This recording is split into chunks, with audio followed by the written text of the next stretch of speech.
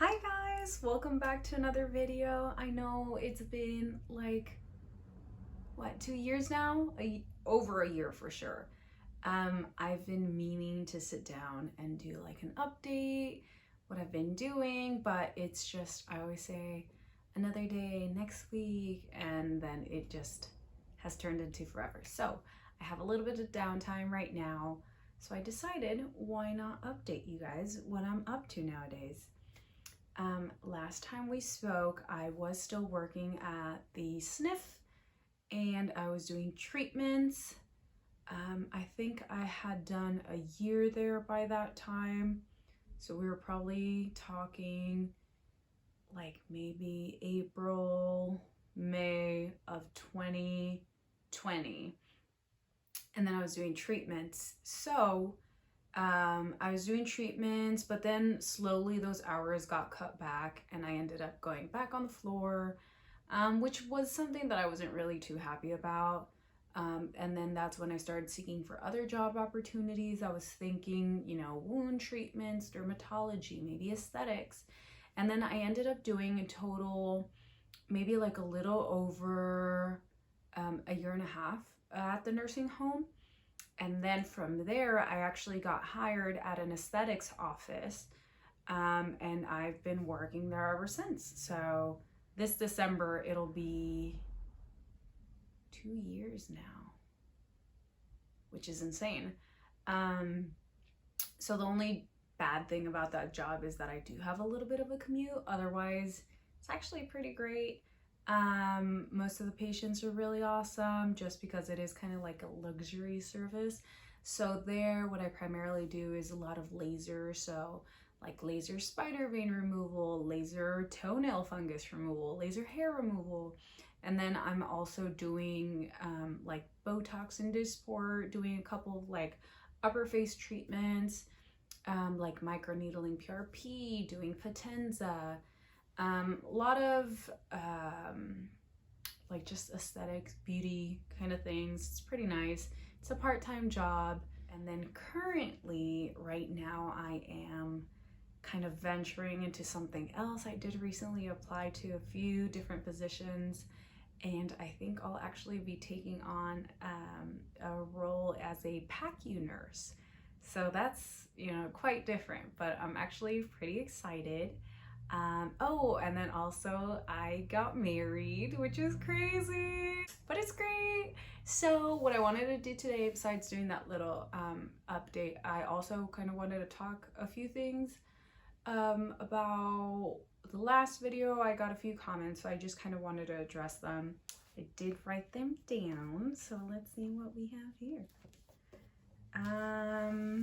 Okay, so there was a few about like nurse-patient ratio, being or not having treatment nurse, and then training, how many hours a day did I work and how many days per week, and then time management. Okay, so from what I recall, primarily I would say I would have anywhere from maybe like 22 to 27 patients, depending on what station I was at that day. Because I was an RN, I was primarily stationed at the more acute side. So usually that had a little bit less than our more stable residents and our more long-term residents. So sometimes it could be a little bit more manageable than other stations just because we didn't have as much at times, but it was always changing. So you were always busy just because you would always be having like new admissions or discharges or having to send somebody out to the hospital. So it was definitely a little bit more busy, more time consuming. Patients were a little bit more demanding. I know it sounds kind of very demanding, but not in that sense, just more they required more attention. And then you would always be checking in with like physical therapists, speech therapists. So they required more attention in that sense. And that's just more things that you kind of had to chart about, and then check in with the doctor as well. And then prior to me We did have a wound nurse that would come in, you know, a few times a week and would do the major treatments.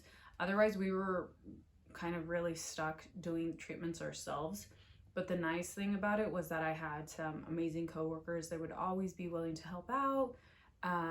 So for example, if I had a very heavy treatment, I would check in with one of the nurses and say like, hey, like I'm really behind, any way you can help me? And either they would help me with the treatment, we would kind of swap roles. She would do the treatment and I would go ahead and do something else for her. So it was very nice in that sense that you can kind of work and rely on your coworkers, because you guys can kind of switch little things here and there. That way you're all kind of up to, not up to date, but like you stay on task. And then in terms of training, I do believe I had maybe like 2 weeks for training, I want to say. So the first week I was primarily just shadowing, and then I did do shadowing in different shifts, but I already knew straight off the bat that I was going to be doing the AM shift.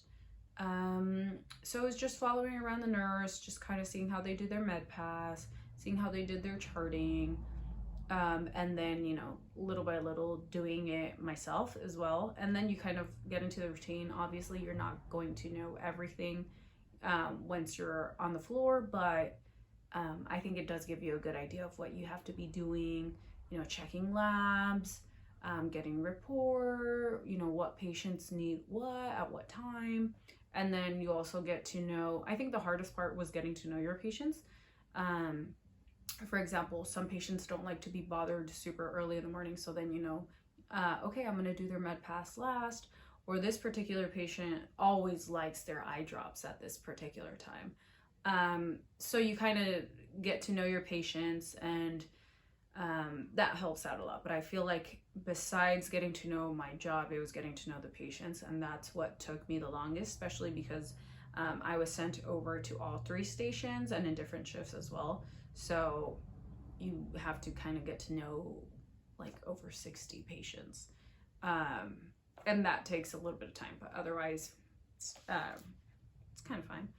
And then how many hours and how many days a week did I work? So I was on a, I want to say, gosh, I can't remember. I think I was on a like 5-2 schedule. So I would work 5 days, I was off 2 days, and then it would be rotated. That way you would always get different days of the week off. It's not like you were working Monday through Friday and then the weekends off. It was just a little bit more fair for all the nurses as well. Obviously everybody wants weekends, but you can't really do that. So I was on a rotation basis, and it was 8-hour shifts. So I would go in from 7, and then my end time was like, I don't know, 2:30, 3 o'clock. Mine always went above that, so it wasn't like I was very, you know, like I'm in at 7, out at 3. I was always out like 4:30, more like 4:30. On my last video, I did mention about time management, so that was something that definitely improved. I felt like I was also a little bit more, what's it called, more motivated to be out on time, just from the few talks that I would get from time to time from my managers, just like, hey, you know, your time management, you're doing quite a bit of overtime. So I felt like that helped. And then also with time, you get to know what's important, what's not, what you can delegate, what you can't. And then usually evening shifts are a little bit more chill, just because you don't have to do as much with the patients. It's just kind of med pass, but most of the treatments are already done. Unless the AM nurse didn't have time to do so, then you would kind of do that. And then knock shift, I would say was pretty mellow. Sometimes you would have to call people out or send them out, I would say. But the few times that I did it, it was actually pretty brutal. I always thought of myself as a night owl, just because I would always stay late, wake up late. But my gosh, I feel like you have to be doing that for a while to get adjusted, because otherwise I would not be able to do that. I was like falling asleep. I mean, I didn't fall asleep, but I was so tired. It was pretty bad. So I only did that a few times, but otherwise it was just always in the AM shift. So that's pretty much it with time management. And then the only reason I would say I probably left, even though it was really convenient just because I was like 10-15 minutes away from my workplace, I just felt like it was time for me to do something else. The pay was okay. I felt like you kind of burn out after a little while. And then I wanted to explore doing, you know, wounds, treatments, and whatnot. I applied to a few dermatology places. Very few, actually. There weren't too many hiring. It was a little bit difficult. I didn't have too much experience. I applied to a couple of wound centers, but they primarily want you to have like a full year of experience and then have special certification to do it, which I didn't have. So the next best thing that I thought was aesthetics. So I took the job. It was really nice. You primarily have, you know, great patients. I feel like the only difficult part for me is becoming kind of like a salesperson. It's just, it comes with the job, you know, trying to explore what your patient is interested in. You know, if it's laser hair removal, I get it. But some people say like, oh, I want to get filler on my cheeks, on my chin, on my lips, and I'm looking for something, you know, anti-wrinkle or whatnot. So then you have to develop this kind of plan on like, okay, I would suggest like maybe microneedling and then doing this medical grade skincare and then maybe some lasers and maybe these other treatments.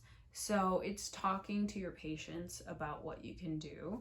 And what other services you can offer to just kind of get them the best results that you can. And then I also did forget to mention, recently my boss opened up a new location. So there I've been doing primarily Botox and then B12 injections, which are kind of like energy booster shots, or what we like to call them. And then mic injections, which are like this weight loss kind of shot, which everybody has been reporting that they've been doing really well with those. And also IV infusions, which is just like a mixed cocktail blend of just like vitamins, and then you can do like a custom one or specific ones, you know, for healing, for recovery, energy booster. So that's been pretty fun too.